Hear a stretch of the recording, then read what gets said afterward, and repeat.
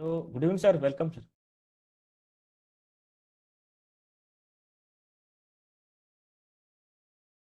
One second. Sorry, sir.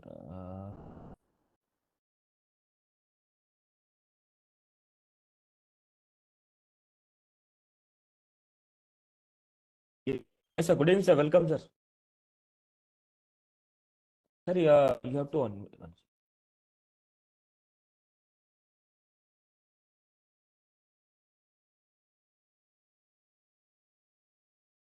Am I audible now? Yes, sir. Welcome, sir. Good evening. Happy New Year from my side because Sir, this happy is New my Year. first appearance here to Happy New Year, one sir. and all. Sir. Happy Uh, New Year, Thank sir. Thank you. I'm specially obliged to Dr. Gupta for giving me opportunity here. you. Yes, sir. Sir. So We are thankful to you, let sir. All us the wait requests for for sir. time Yes, sir. We will start because at 7 o'clock, sir. yeah, we'll start at 7 o'clock. So. Yeah. Okay. Thank you.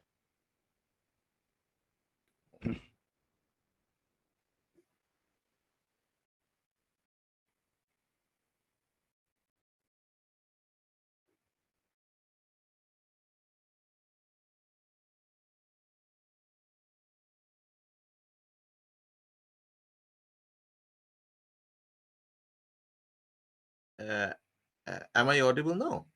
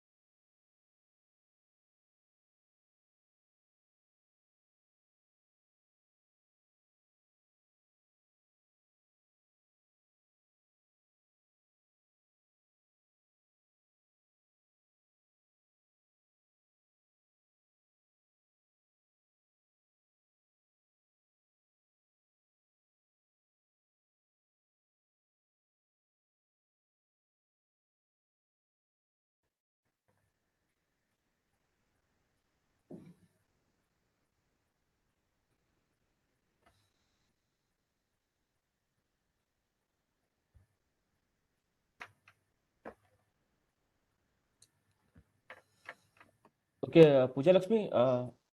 Yes, sir. Am I audible, sir? Yes, Yes. Good evening, everything everyone. all right. Okay, thank you, sir.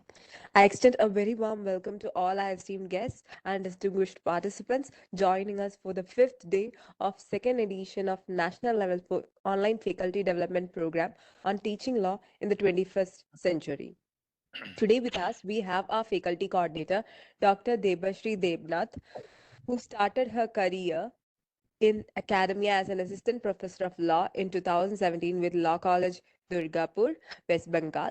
She is an alumni of National Law University and Judicial Academy, Assam, and did her PhD from Maharashtra National Law University, Nagpur. Currently, she is an assistant professor of law at National Law University, Uh, Tripura. I think there is some wrong number. I think kindly check. It is not Devashish Devnath. This is Devashish Poddar. Yes, sir. I know, sir. The thing is that Debashri ma'am will be inviting you to speak. Okay. That is the procedure. Sorry. Ma'am will invite you to speak. Ma'am is the faculty coordinator. Okay. Yes, sir. Thank you. So, as I was saying, Debashri ma'am is an assistant professor of law at National Law University Tripura, and before joining National Law University Tripura, she was associated with Maharashtra National Law University, Nagpur, and Sandeep University, Nashik. She was an assistant editor at MNLU Nagpur Contemporary Law Review Journal, and today ma'am will be our faculty coordinator. Over to you, ma'am. Thank you, Pooja, for this beautiful introduction. So, good evening, everyone. Myself, Dr. Devoshri Debnath, and I welcome respected dignitaries present here, faculties, students, participants to the 1 month national level online faculty development program on teaching law in 21st century, edition 2. So today we have the fifth session of FDP edition 2, and the subject matter of today is legal research methodology. As we all know that research is a careful or critical inquiry or examination in seeking facts or principles. It is a diligent investigation to ascertain something. Research can be understood as a systematic finding or ascertainment of law on an identified topic or in the given area, as well as an inquiry into law with a view of making advancement in the science of law. It involves gathering and analyzing legally relevant information, interpreting it, and applying it to resolve issues and present findings. Legal research methodology is a scientific and systematic way to solve any legal question. And legal research in the legal arena, if I say, has immense importance in academia and professional life of academicians, lawyers, judges, and other legal professionals. It helps to check precedents that are used to find answers to legal questions, and the purpose of legal research is to find out the answers of questions by applying scientific methods of research to find out the hidden truth, know what is not unknown, what is not known, discover what is not discovered, and interpret which is not interpreted yet. So, legal research is conducted basically to know the relationship between law and society.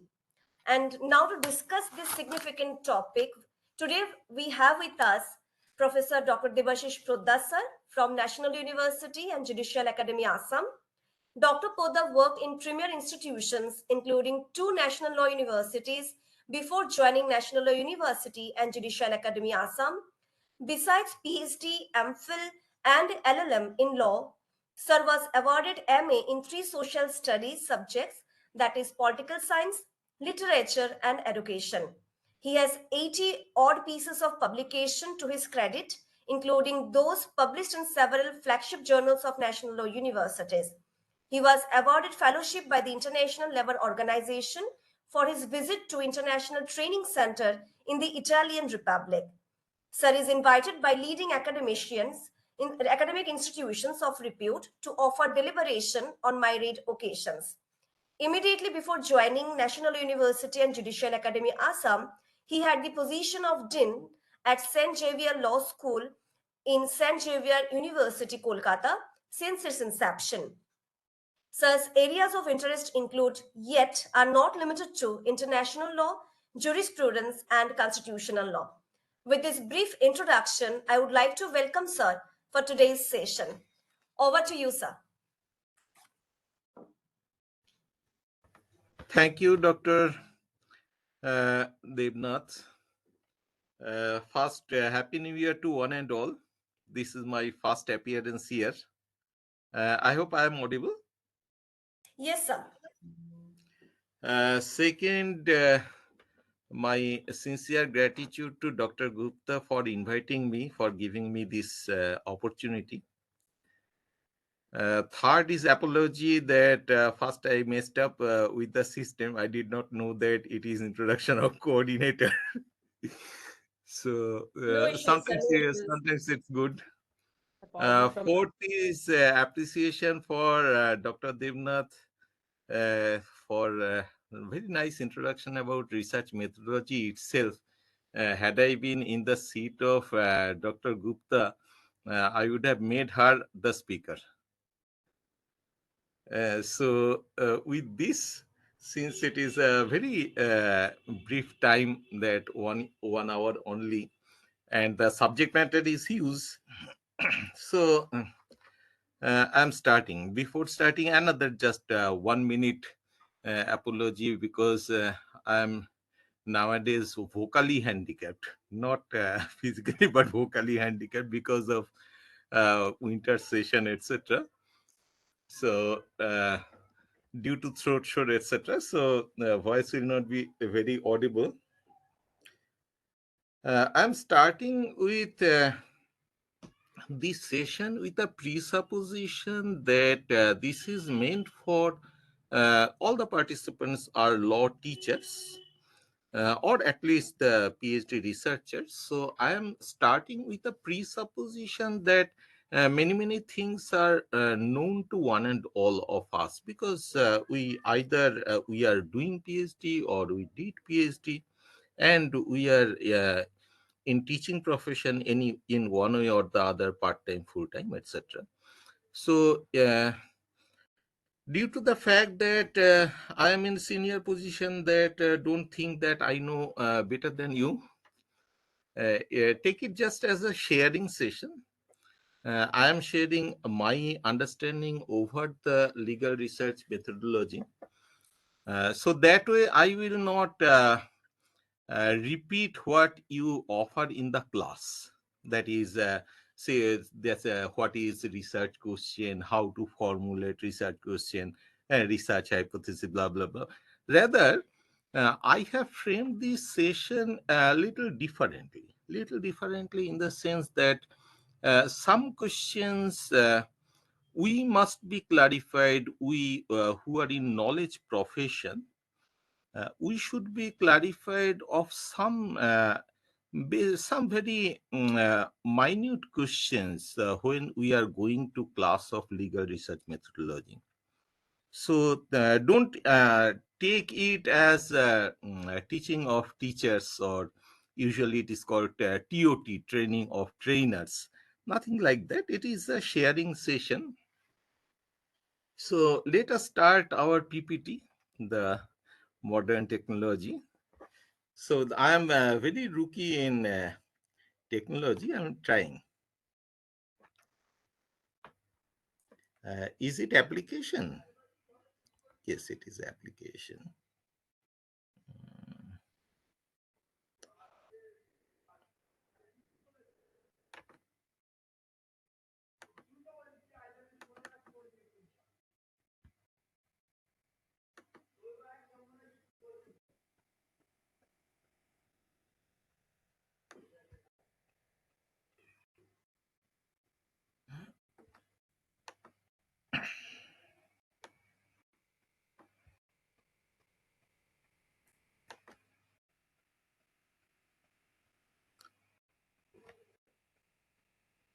Is it visible?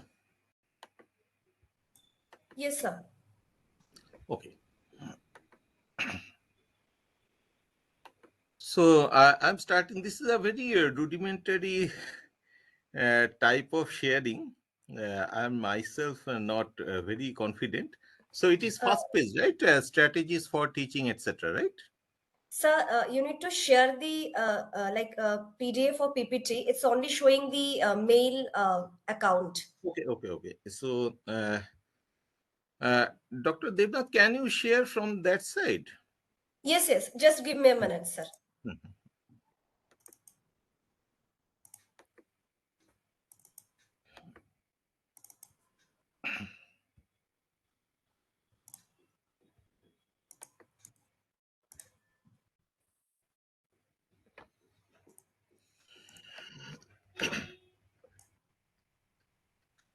So let us use this for the participants rather than silence that I belong to old school of thought.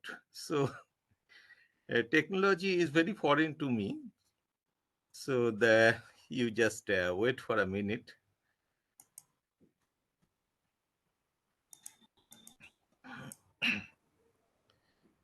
Meanwhile, we are starting with the first question. That is, yes, fair enough. Sir, Uh, is it visible now? yes, it is absolutely visible. Kindly go to the second page, page 2. Okay. As I told that I will not take a repeat lecture session on research methodology, that research object, literature review, etc. So that is known to one and all of us.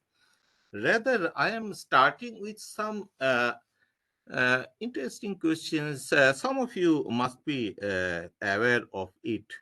But this session is primarily the way Dr. Gupta framed that it is primarily for two groups: those who just joined teaching profession, and another group they are engaged in PhD program, MPhil. Now MPhil is withdrawn, so PhD. So that way, in case if some mid-career participants are there, this is known to them. So kindly just be with us. So methodology, the way usually we, in most of the Indian law schools, we call it very liberally that legal research methodology. Here I wish to distinguish between methodology and method. There is a technical distinction in social research. I take legal research as social research because there are overlaps. Legal research and social research, they are not one and the same, but there are differences, but there are areas of overlap. So that way, I am taking the social research approach to identify the distinctions between methodology and method. That methodology and method, they should not be used interchangeably. They are not one and the same. They are similar. There are overlaps, but they are different. Different in the sense, usually in the name of methodology, what we mean often than not is method. So research method is something and research methodology is something else. Research method, say for example, at later point of time, there is another slide I have given not exhaustive but inclusive inventory is there in the penultimate slide. I will not go into that, but there I have explained what are methods. Methods may be observation, method may be experiment, method may be participation, method may be case study, method may be a focus group discussion, etc. All these are social science methods. So far as the research methods is concerned, it may be descriptive, it may be analytical, it may be normative, it may be comparative. So these are methods. So far as methodology is concerned, usually methodology refers to the epistemology. Little hard words I am using, but these are loaded with meaning. Methodology refers to the epistemology of method. Just say, for example, I am giving you one example so that I can stand clarified. Uh, if I say that, yes, there is maybe a basic structure is my subject, and I am using the descriptive and analytical method. Now question is that descriptive and analytical method is usual commonplace legal research method. But question is that why I am taking resort to this descriptive and analytical method? Why? Say for example, if I research on climate change, global climate change, should there be the same method, descriptive and analytical? If we research on something very at the very ground level, say for example, there is one PhD candidate who is doing at present in my institution, who is working on groundwater law policy, groundwater governance. Will it be the same, descriptive and analytical? I guess no. You can understand that what will be the research method for basic structure that cannot be the research method for groundwater governance, because the subject matter is so different that method must be different to approach with a systematic approach, which is called research. Already Dr. Debnath has mentioned. So methodology, in very simplistic wordings, methodology is the justification, the reasoning behind the adoption of a particular method and elimination of all other methods for that subject matter. If it is groundwater governance, in that case, some field study, some data may be quantitative, may be qualitative. So we adopt a very, very different approach for groundwater governance rather than compared to the basic structure doctrine or maybe climate change. So I hope meanwhile I could establish that why these research methods may vary from subject to subject. And the reasoning lies in research methodology, that is the epistemology, what I am emphasizing again and again, that epistemology of methods, that is methodology, not methodology and method, there is a difference. So this is very important. So this is my first pointer I am starting with. Thereafter, in the next slide, you will find that this part is also, again, it is for not for mid-career friends, but this is for beginners in teaching and beginners in research, especially those who are engaged in coursework, etc. So typology of research, if you take research as a discourse, research as an exercise, research as an activity, that way, already Dr. Debnath has mentioned that research is a quest for truth. Though it is a very problematic proposition I just mentioned, that research is a quest for truth. So since time immemorial, it was thought of that truth is one. Until very recently, until 20th century, usually truth is not questioned. The singularity of truth is not questioned. But in 20th century, if you take the Yugoslav philosopher Kierkegaard onward, there is a trend, there is a school of thought to question, to contest the very singularity of truth. Now, if I ask, if I raise this question that is truth one or is truths are many? So nowadays we believe in polycentrism of truth. Take it academically. That if you take the Indian way of thinking or conceptualizing secularism, if you take it academically, if you take secularism in its Western tradition, you will find that secularism is actually meant to get religion and politics dissociated. One cannot enter into another domain. So religion is a matter of private practice, and the public affairs should be free from religion, the faith, etc. So that is the original ideation. But if you take the Indian approach to secularism, you will find that Indian secularism that is reflected in Supreme Court has taken. This is the established position of Supreme Court also, that we believe in equidistance or equiproximity of religion and politics. That is, if in public affairs one religion is welcome, it is like WTO's most favored nations. That is, if one religion is welcome, then to that extent, every religion is welcome. That is equidistance principle or equiproximity principle. So there is a departure from Western tradition to Indian way of thinking secularism.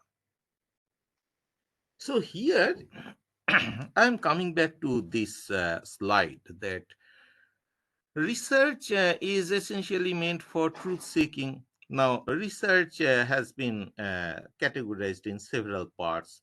One is researching natural sciences, in research in physics, research in chemistry, research in mathematics, biology, psychology, etc. So that is one.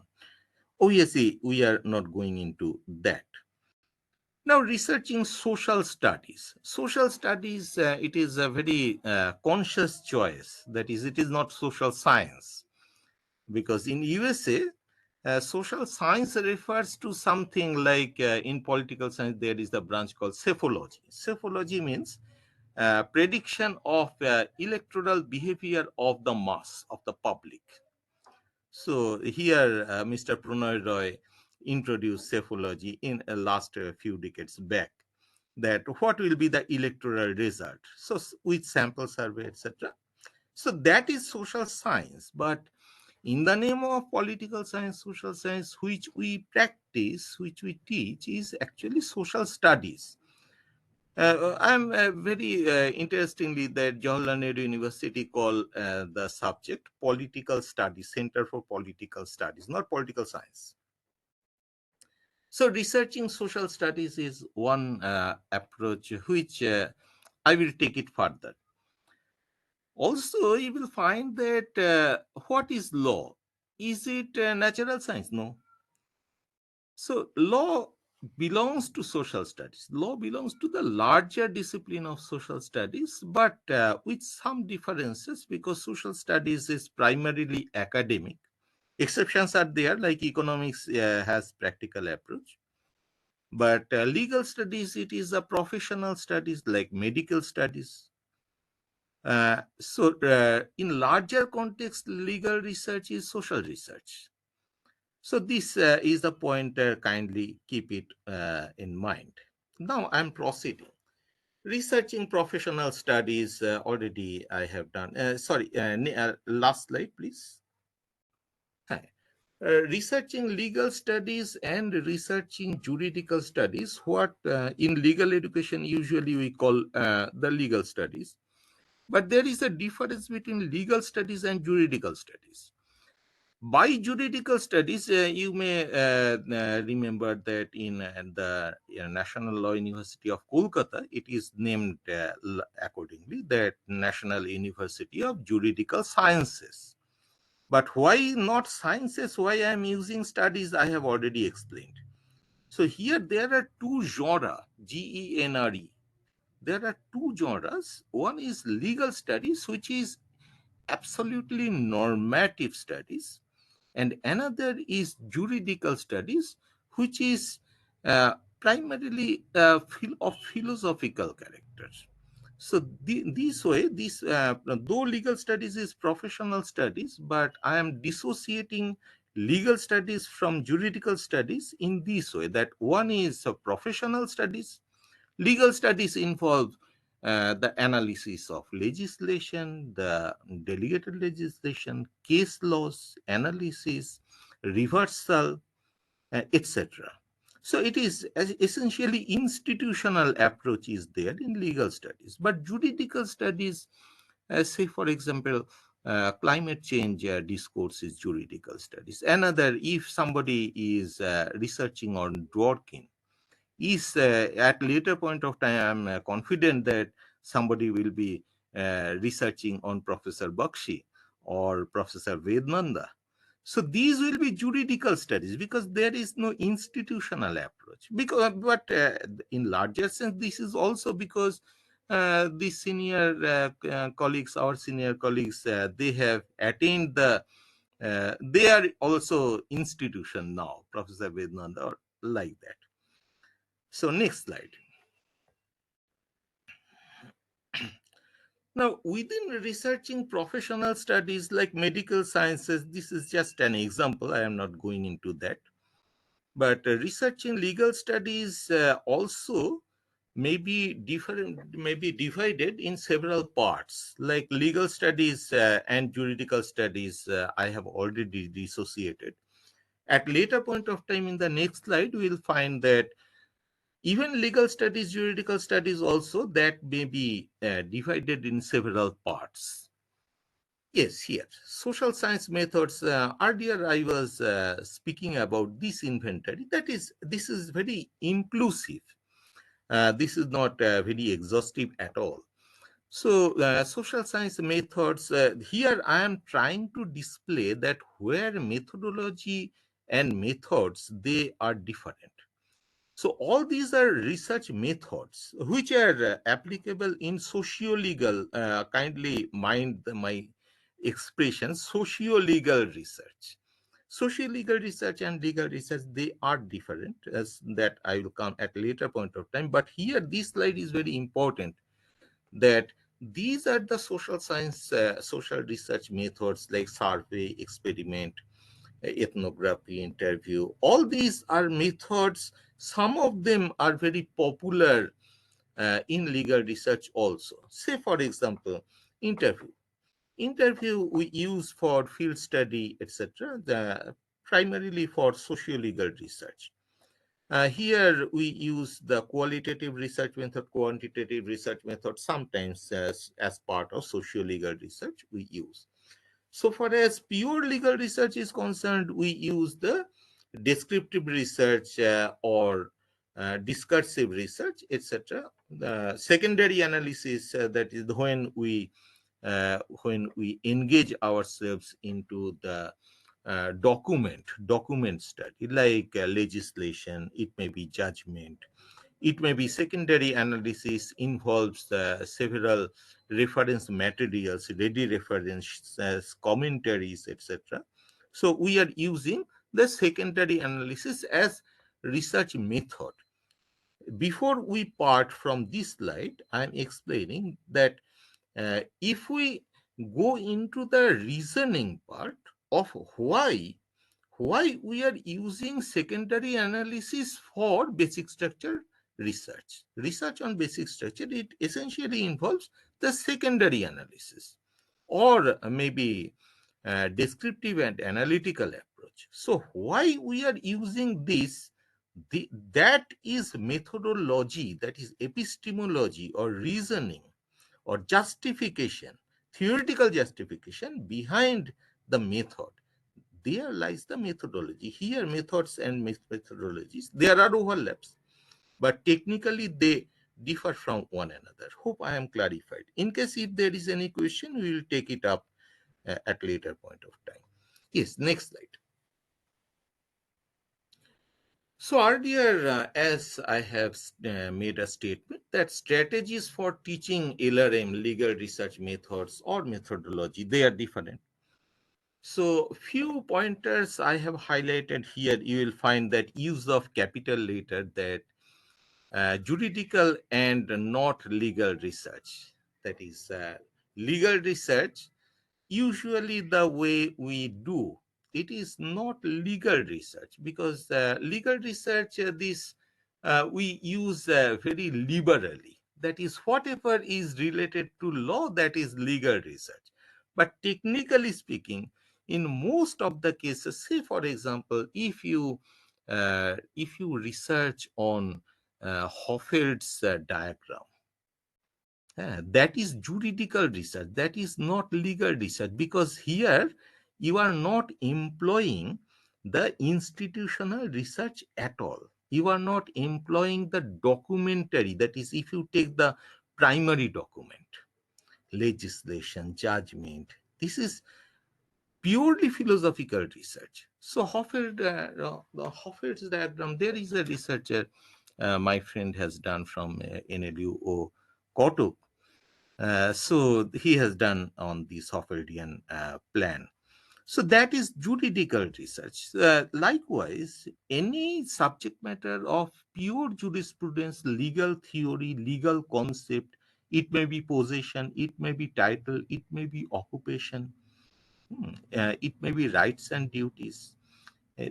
All these are juridical, though we simplistically call it legal research, but actually these are juridical research, because this is appealing the philosophical side of the law as an institution. I repeat, law as an institution. That is, law is a subject, law is a discipline, law is an institution also. So Hoffeld's philosophy, or maybe Dworkin, maybe this Roscoe Pound, etc. So Savigny, or maybe Jeremy Bentham. All these are they are not they are institutionalized now. They are regarded as institution, but these are purely philosophical research. So that is why I am putting it into the first four, that is juridical. But when we'll go for already I have talked about that basic structure, or maybe federalism. Now it is institutional research. That is what legislation has stated, whether and how far Constitution has spared even one time that basic structure or federalism. So far as my knowledge goes, federalism, this word is not used in the entire 395 articles of the Constitution, but it is there. Essence is there. Later, in not in letters but in spirit. So this is legal research, but juridical research is appealing the philosophical side. But at the same point of time, I must go for a disclaimer that there are overlaps. That is, you cannot make it compartmentalized that this is juridical and this is legal. This is the end of juridical. This is the start. Not like that. There are overlaps, but you have to characterize according to the primary features of the subject matter. I hope I am clarified. Methods and not methodology. So these two statements I have done for clarification, that this is my statement, this is my premise. So next. Typology of research in juridical studies. I am consciously parting from the word, the term juridical science to juridical studies. Already I have explained that why. The example of psephology, you may remember. Now, one is normative studies. Very clear that when we are taking care of the norms, say, for example, the basic structure doctrine, my very favorite, and now it is very pertinent because last year, 2023, just 1 week back, we completed the 50 years of Keshavananda. So, very celebrated judgment, basic structure, etc. So, basic structure doctrine, even federalism, independence of judiciary, maybe democracy, secularism, all these are normative. That is, these are norms. You will find that there is not a single provision for secularism, except that is, I will not count here the Article 15 or Article 14 or Article 16, which is if you take the character of these provisions, you will find these are non-discrimination clauses. I am using the interpretation of statute to say that the chapter of the name of the chapter is equality. Article 14, equality before the law, equal protection of the laws, means state cannot discriminate. So non-discrimination is something very, very different from what I am discussing, that norm. So you will find that by normative studies, what I am meaning is a top-down approach. That is, there is at the top, there is Ambedkar, there is Constituent Assembly, there is a debate, and from there, law is percolating to the grassroots. It is very different from the constitution making process of USA, where there was a bottom-up approach. That is, I'm not being critical, but historically, this is what I am saying is historical fact that our constitution is a culmination of a top-down approach, in the sense that these members of the Constituent Assembly, they were not elected by the people of India to make the constitution, quite unlike US situation. In US, all the 25 states, they send their representatives that go and draft the constitution.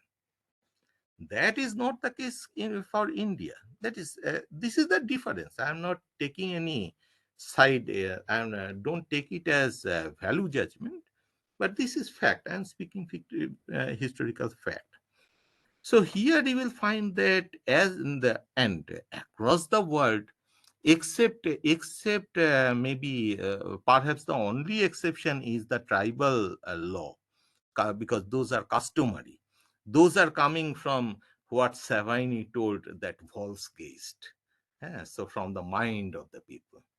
So that perhaps that is the only case of a the bottom up approach. Otherwise, law as an institution, it usually percolates from top to bottom. So it is a top down approach, law from above with top down approach.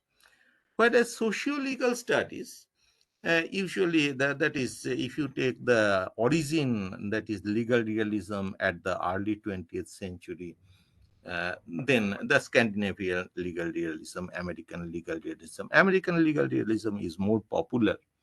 So you will find that there is a process that the way Justice Holmes told, that the life of the law is not in logic, but it is in experience.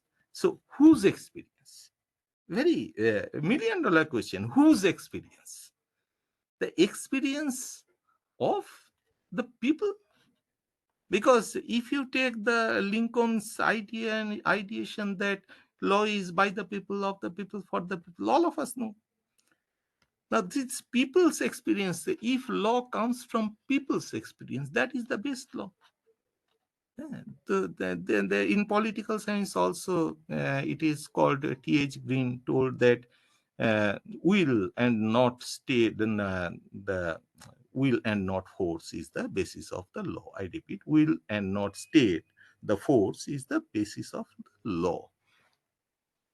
So you will find that the way legal realism started the journey just 100 years back, 1921 onwards, just a little over 100 years. So this is a very new trend, that what people says, LGBT law, what people says, law of the child law, domestic violence, or maybe same-sex marriage. Let us go to people, because law is for them. So let them decide what is their opinion, what is happening in real life, what is happening in the ground. So this is one genre, GENRE, I repeat, GENRE, social studies jargon. So this is one that institutional law, say for example, legislature is giving law, administrative side is giving law, because all these rules and regulations, bylaws, notifications, RBI notification has the status of law, SEBI notification has the status of law. So all these are coming from top to below.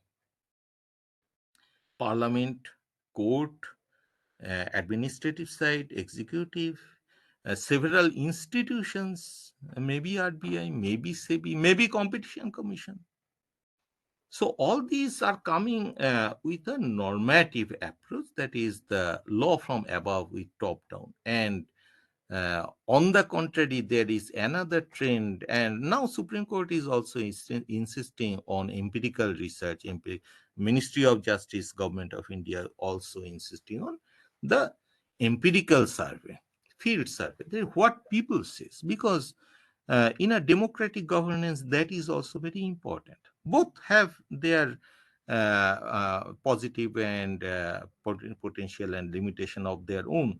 I will take 2-3 minutes more here. That what is the potential of normative studies? That is the top-down approach. Here, the best of the best legal mind, the Supreme Court judges, High Court judges, they are deciding what is good for society.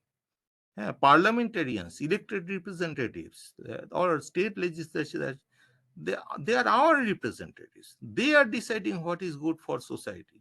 Competition Commission, a super technical subject, competition law, they are deciding what is good for society. So there lies the potential. Where is limitation? In case if people's representatives' voice differ from people's voice, sometimes happens. That is why sometimes, and there is possibility that democratically elected parliament uh, may have drafted draconian laws. We have seen earlier in everywhere across the world. We have seen the democratically elected parliamentarians, they are making anti-people law. I am not going into the context, but across the world, history is witness of this. So this is the the lapse of the normative studies. Whereas socio-legal studies, the bright side lies here that yes, let people decide what is good for themselves, democratic governance, but at the same point of time, whether or how far people are wise, very, very debatable issue, but can people be held as wise always? So that is a very open-ended question. That is, democracy is driven by a presupposition that people are intelligent, people are public-spirited, people are wise, people are the fountain of virtues. Not always, because we have seen that the mass killing is there, witch hunting is there.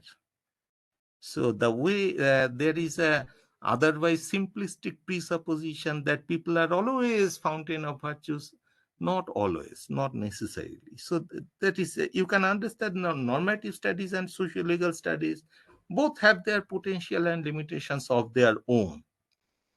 So we need to, there is space for improvement in both. Now let us move. So normative studies usually when we call doctrinal approach. So usually we take care of the normative studies, that descriptive and analytical method. Our legal research is usually based on the descriptive and analytical method, normative studies. So here we take doctrinal approach. Next is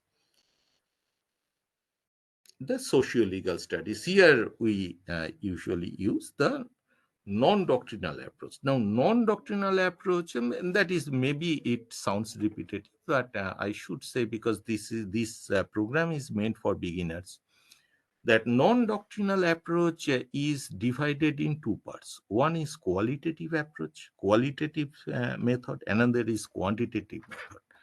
Now, there is usually people think that quantitative means empirical. Not like that. Qualitative is also empirical. Empiricism is coming from the philosophy of positivism, Auguste Comte onwards. So empiricism is common. Empiricism is the base foundation. On that, qualitative approach is also there, which takes care of value judgment. Usually this, in simplistic sense of the term, it is non-mathematical, non-quantitative. It does not deal with number. So say for example, the Domestic Violence Act. What are the positive side, what are the negative side, why it is good, why it is bad, where lies the lapses, fallacies, etc. When we are engaging this qualitative approach, people are thinking about their values, their opinions. Now, that is qualitative and quantitative. This cannot be dissociated, compartmentalized, because the moment qualitative research interrogation is complete, thereafter we can put it in diagram, in pie chart, in bar chart, that we can quantify the qualitative data. I hope I am clarified that there is ample space for quantification of qualitative data. On the contrary, if you take quantitative data, raw data means nothing. Raw data is a stupid. Unless and until the data is processed, there is no value of data. Raw data has no value. I repeat, raw data has no value. This is only information. Unless and until we can engage a systematic procedure to recycle it and get into wisdom, then it is research. So that is why I am qualitative. The qualitative data can be quantitative, quantified. I have told. Now I am explaining how quantitative data, that is child mortality. Child mortality in several parts of the country at different age, of different socio-economic groups. So all these data taken together, what it signifies. So quantitative data acts as signifier, whereas the analysis, that is signified.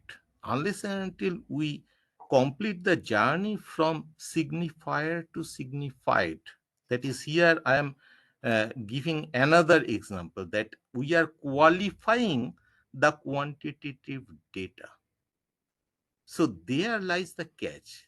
So qualitative approach, qualitative method and quantitative method, the way we think that they are poles apart, they are opposite to one another. What is qualitative cannot be quantitative, and vice versa.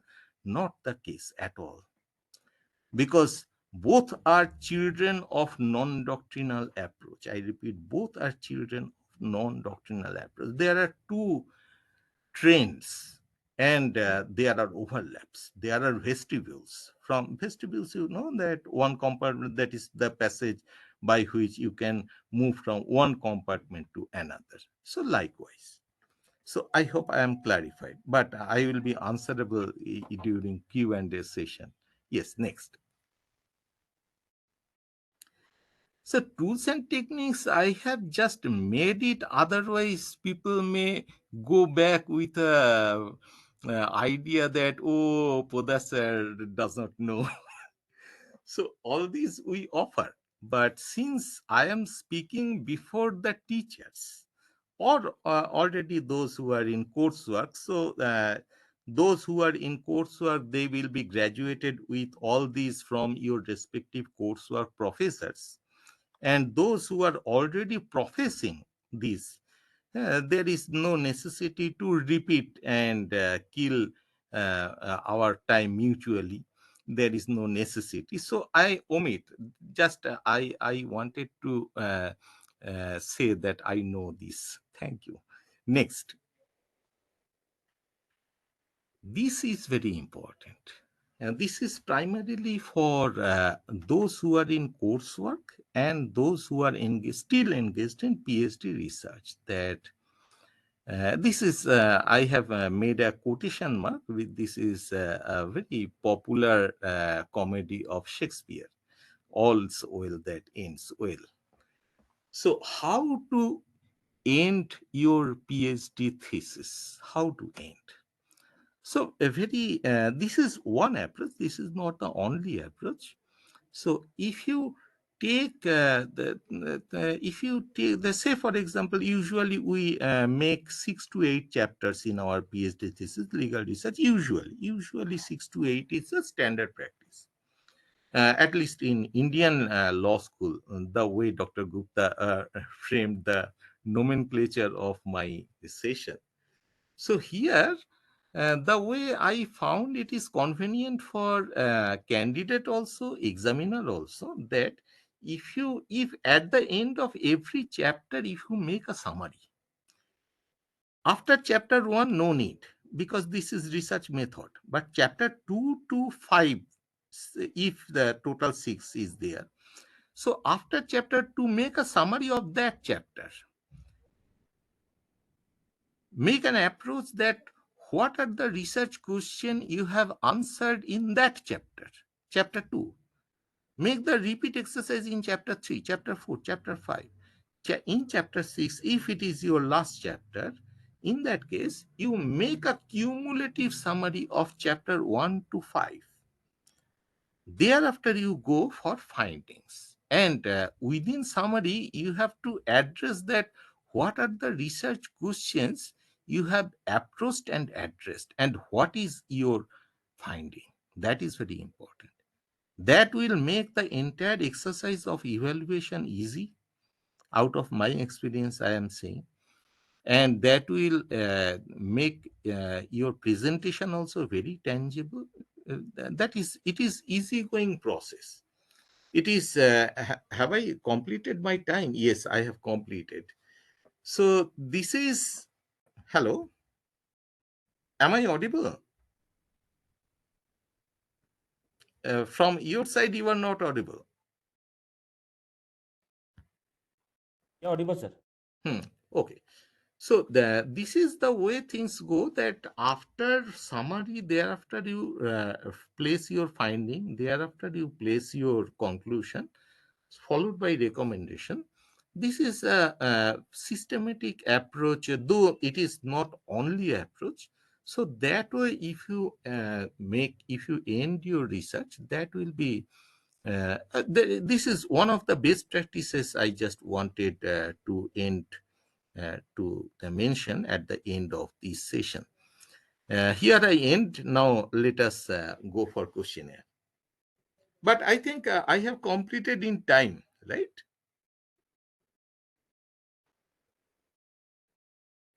Yes, sir. Yes. Yes, let us take up the questionnaire session. So questionnaires I have completed in 53 minutes. So let us have an extensive questionnaire session. Kindly be interactive. Don't allow me to let go uncontested.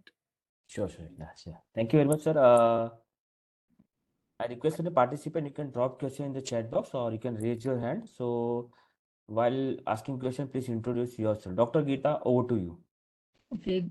Good evening, sir. This is Dr. Geeta here from School of Law, and it was a great presentation, sir. And I have just got the real things that what are the problem we were facing, and you make all the thing clear to us. But there are some little queries from my side. The query is that can you give the some ideal rule for choosing the universe for the study? This is the one question. And the second question of mine is that we are taking the hypothesis in social studies. So is there is a necessity to take the hypothesis or the research question in the social studies? What is the necessary here? Whether the hypothesis we should go for or the research question we should go for or objective in the research studies. Then can we go for the non-doctoral research for the socio-legal studies? My three questions are there, sir. Let us, I forgot the first question. Let us Okay. go one after another. Okay, sir. My sincere suggestion to all of you, we have, from our university, we have just published one book and it has already been shared by Dr. Gupta with all the participants. Kindly go through that book. That is an exercise of 2 years, more than 2 years. So lots of issues are raised, lots of questions are addressed, like your second question, research question and hypothesis. You will get the answer in complete details there. But research question and hypothesis, there are recent schools of thought which believes that research hypothesis itself is an anathema to research, because the moment you are taking a hypothesis, you are taking a position, whereas research should start with a tabula rasa, open slate. Mhm. Are you getting the point? That the moment you are, that is, I think this. So human Mhm. tendency is that you will stick to your wicket. That is, somehow you will try to prove it. That yes, Yes. my point is. But ideally, in research, you need not prove your point which you have made in hypothesis. You can your hypothesis may be disproved also. There is no discredit for disapproval of hypothesis. Research question is also very technical. I will not go into details, because in that book we have made a detailed discussion. I authored a chapter also. I'm not forcing you to read, but you will find the answers of most of your questions there. What is your first question? So my question was, is there any ideal rule for choosing the universe for the study? No, no. This is my answer is an emphatic no, because from subject to subject it may and does vary. That is, according to your subject, according to your country, according to your society, according to the time you Mhm. are engaging research. In the same subject, if you engage your research 100 years back and now, there will be difference. So I cannot say that 100 or 250 or 500. It may and does vary from case to case. Okay, The sir. researcher must be guided by his or her supervisor. That is why across the world there is a standard practice of supervisor, that one experienced and trained researcher will guide the beginner. That is the standard practice. There is no thumb rule. Okay, sir. And what about the sir, sampling size that we can choose? As I told, that sampling size, universe, what will be your field also, Mhm. all these must be that is the guide will decide what. That is why guide, because subject to subject, country to country, society to society, time to time also, it may and does vary. And it is also personal choice. Say for example, some Okay, research is sir. founded let me complete. Some research may be funded by some the NGO or international organization. There you can make a sample size of 2000. But remember that your PhD must be over by 3 year, maximum by 5 years. So that way it should be reasonable. It should not be very less. It should not be huge. And also sample techniques rather than sample size. Sample technique is important. That is, what is the rationale behind your sample? That is very important. Thank you. Okay, Amlan, over to you. Then Doc, Gulfroz, am over I to you. audible, Dr. Yes, Kashish? Omlan, you are audible. Yes, sir. So good evening, sir. Thank you so much, Dr. Devashish, for the very informative session. Sir, I have two questions before you, and both of them are interrelated.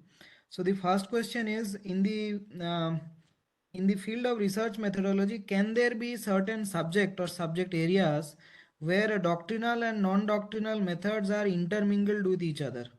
And sir, second question is that I'm asking this specifically in the context of intellectual property law, such as, for example, patents, the patent courts when they are giving certain Let decisions. me let me stop you first. Yes, sir. Before I forget, I am answering your first question. I will definitely take your second. Yes, sir. So far as the at present, there is one researcher in my institution who is working on groundwater governance. This is Yes. a classic answer for your question. That is, here there is space for doctrinal research. Here there is space for non-doctrinal research, both. If you use non-doctrinal method, qualitative, quantitative, there is space. But if you stick to your wicket that law and policy only, there is no problem. That is, as I told, that one is typical legal research, normative research. On groundwater governance, there is space for normative research because nothing has been done. Yes, sir. At the same point of time, you can understand groundwater research or governance is something which is rooted to your ground.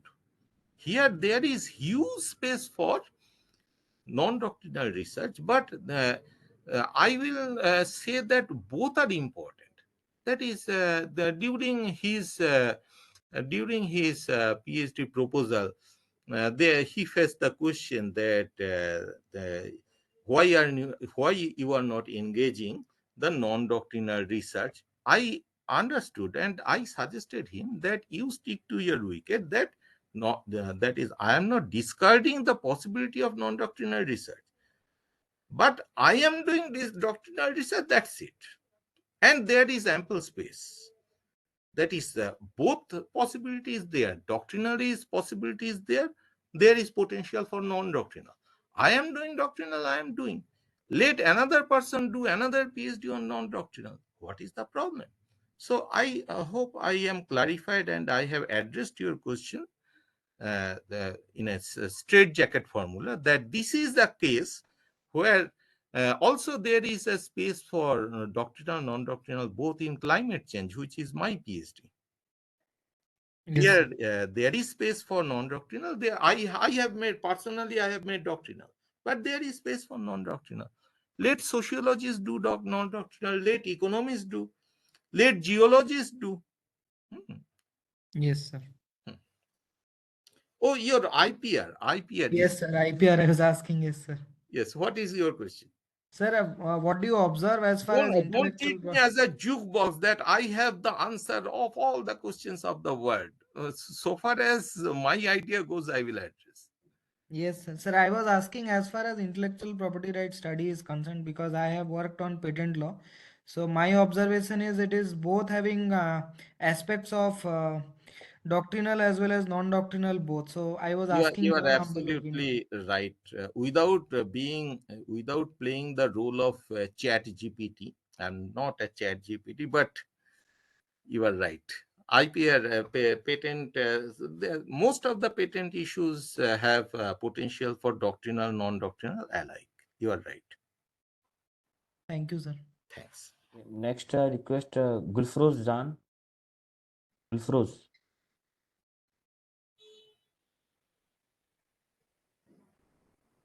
Some network problem, I guess. Gulfroz, or next we can say Sonu Chaudhary. Over to you, Sonu. Thank you, sir. Good evening, sir. It was really a nice session. And, sir, I was also your student during NLU Ranchi. You already taught me at that Oh, point of this time. is nice to reconnect. Yes, sir. And, sir, right now I'm pursuing my PhD from BHU and I'm working on competition law.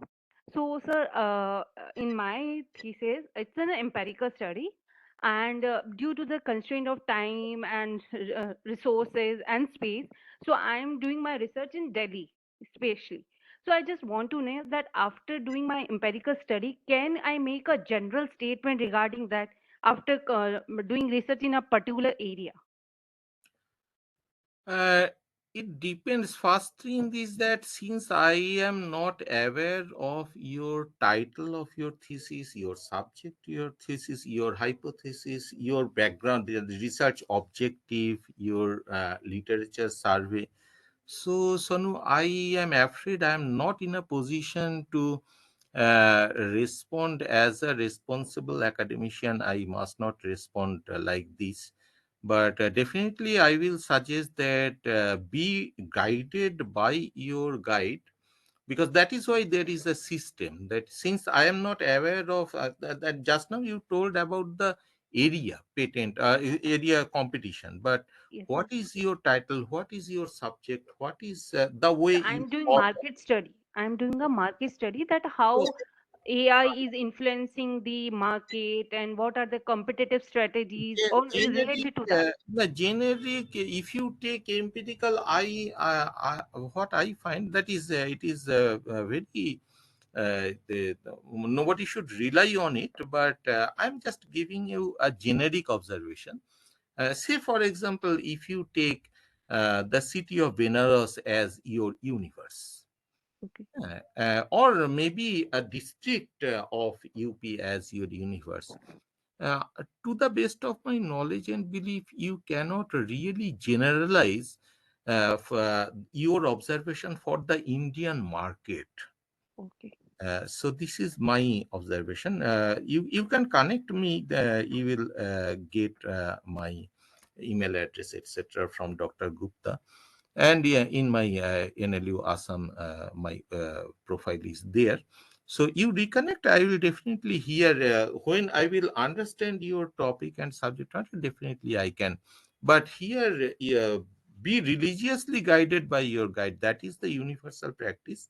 But happy to reconnect. Thank Okay, you. sir. Thank you, sir. Thanks. Uh, Gulfroz, over to you. Gulfroz ma'am, yeah, am I audible to you? Yeah, it's now audible. Thank you so much. Okay. Thank you so much, sir, for this nice session, and good evening to all of you. Of course, the session was completely, full of information, making us the difference between methodology and method, and taking us to the, ultimately to how to quantify the qualitative data and how to qualify the quantitative data. Thank you so much, sir. But the only one point which is my problem is that, is it necessary to frame a hypothesis for analytical research? uh, The very interesting question nowadays. Just I think to answer one question, I what I told, I am repeating that nowadays recent schools of thought, they are very cynical about research hypothesis, because just now I am repeating perhaps that hypothesis according to them, and that is, this is research methodology school of thought on research methodology, that they believe that the moment I am uh, uh, taking an hypothesis, there is a human tendency that to stick to my wicket, that, oh, this is, I have to prove. So that way, no hypothesis, in philosophy, it is called tabula rasa, like an open slate, like a child's mind. Whatever impression will be put, it will be kept. So researchers' minds, there are schools of thought which believes that researchers' mind should be tabula rasa, open slate. Whatever impression, let the impression speak, rather than initiating the journey with a hypothesis. Let the impression speak for itself. So that is one school of thought. But usually in legal research, I have seen, I have the opportunity to uh, come across several research works of several universities across the country. So I have seen that it is a ritualistic exercise that people just, we have to do. So you can get it done. But can I ask you one question? Are you doing research, or already done out of your interest? What is your situation? Yes, Gulfaraz? Uh, Gulfroz ma'am, are you yeah. there? So if you are, there may be some sound problem, Technical issues network. maybe. So my answer is that in case if Yeah, I can hear you, sir, yeah, but I was, not getting unmuted. I have completed my research. I am I'm assistant professor, a senior assistant professor in Central University of Kashmir.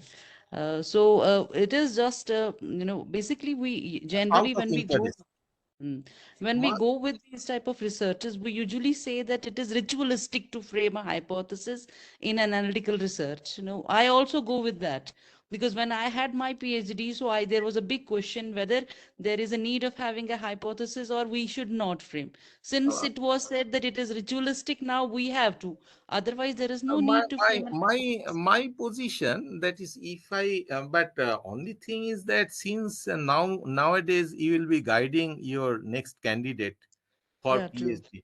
Now, question is that there are some research ethics. So I personally I feel that when something is very established in the society, better not to experiment when the future prospect of my candidate is involved.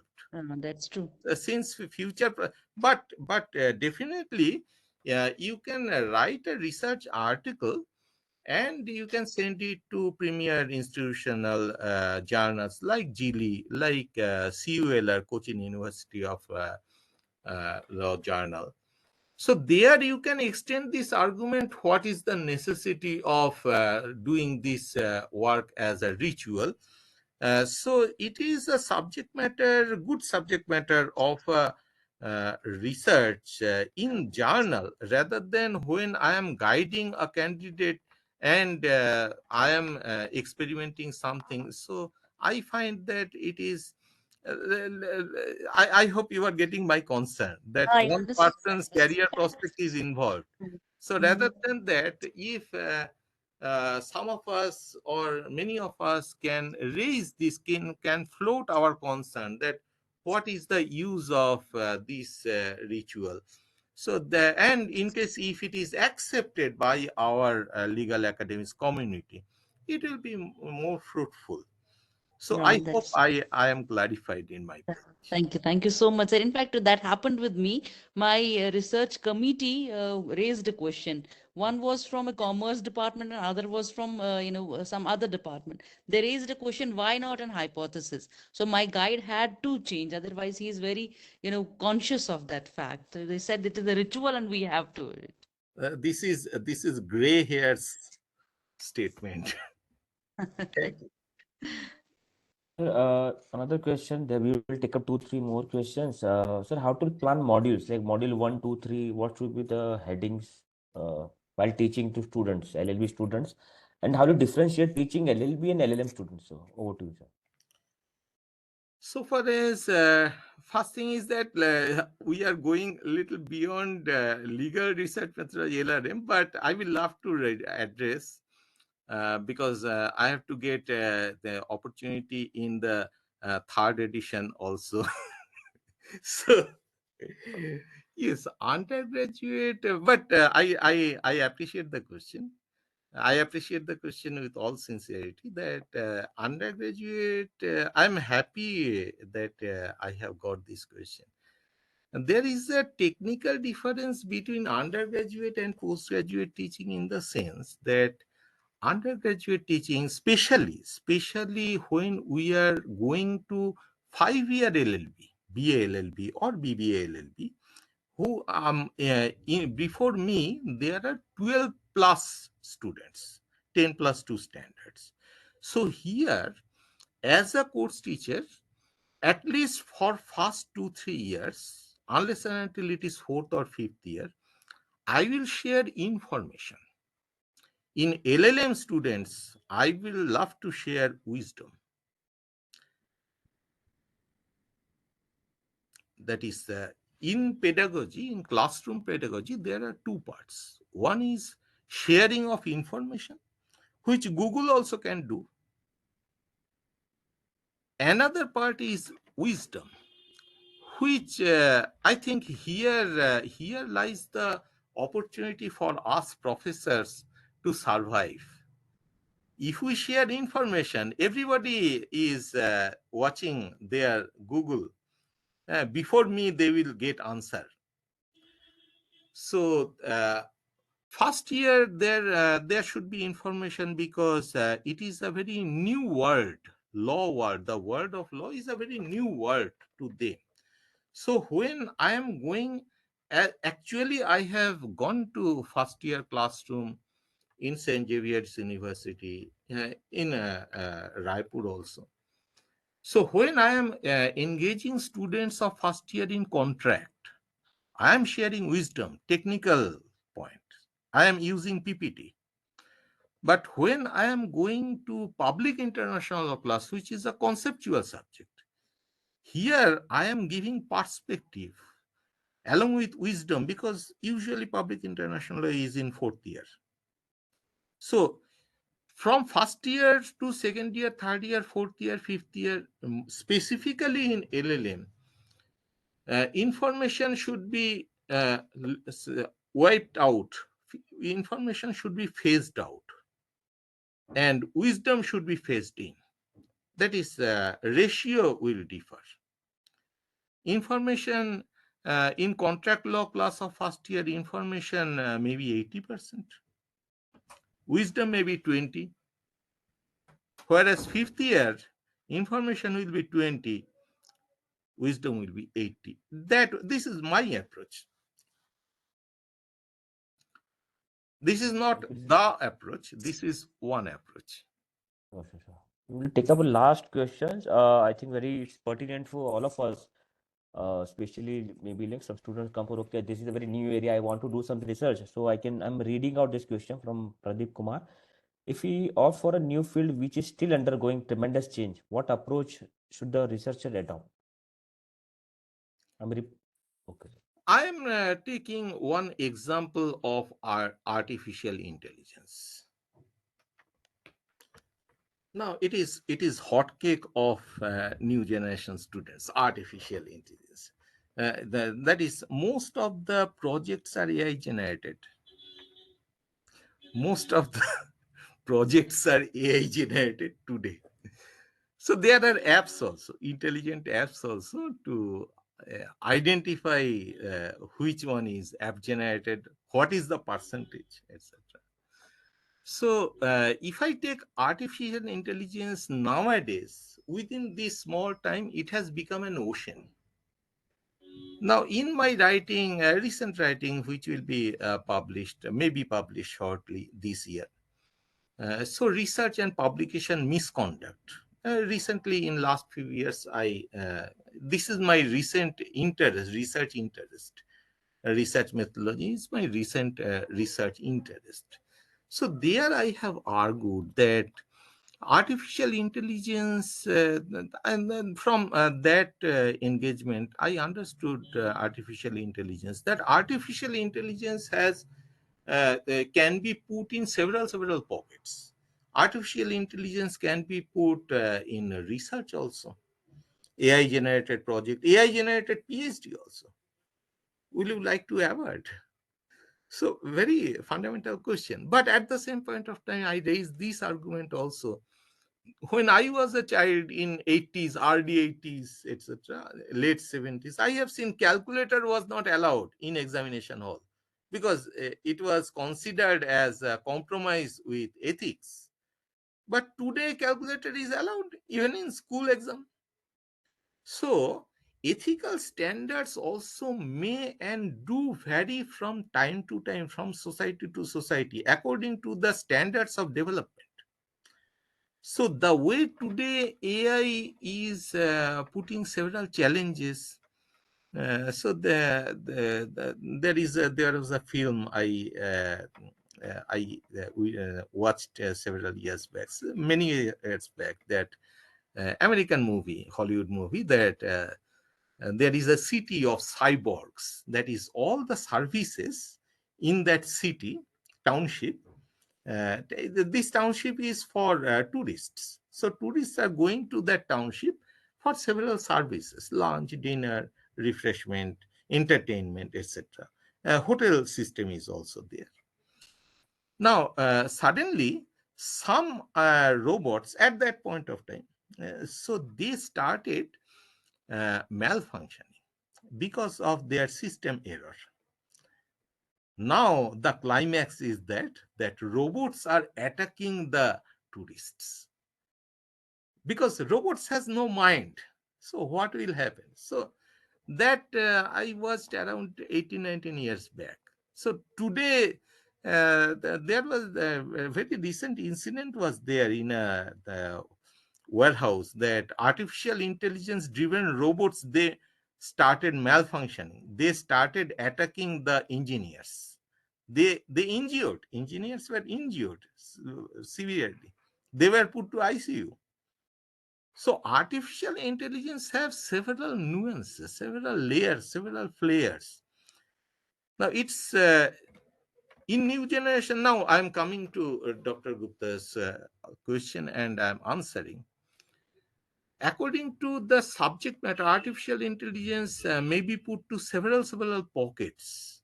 You have to identify your research materials the way it suits. Remember, that is my colleague has gone to Germany very recently, few years back. Now, his guide told clearly that you methodologize your research. I did repeat, you methodologize your research. There is no the method for a particular research. You have to innovate, you have to invent your method. So that way, artificial intelligence and new knowledge. Here, what will be the method? The candidate has to invent, the candidate has to innovate in consultation with guide. This is my answer.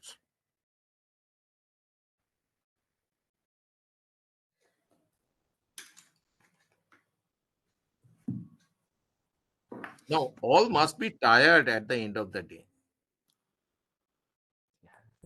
That's why I put up only one session, one faculty member, so they can focus on True. one subject matter, sir. Yeah. So, so thank you very much, sir, for spending your valuable time. I like first time. Let me tell you personally, the first thing difference between legal studies and juridical studies. First time I have learned this thing. Let me admit this in front of all the participants. I hope it will be applicable to I most will of love them, sir. to. I will love to stop Dr. Gupta out of our long relations. I differ. I differ here. I differ from this very courageous confession. I differ, and I will add here. I will supplement here. All of us are learners. We learn from one another, and there lies the utility of this session. All are learning. Definitely, So definitely, your definitely. session is really enriching. Like lots of things we can learn. Like your specifically the way you discuss the difference between research methodology and research methods is really and in depth in nature. Thank you so much, sir, for joining us today. It's really good to listen to your speech, sir. Thank you, Yeah, and thank you let very us much, sir. end Look the forward to day. see you, sir. Thank you very much, sir. Good night. Thank you. Good night, sir. Thank you very much, sir. Thank you. Thank you very much.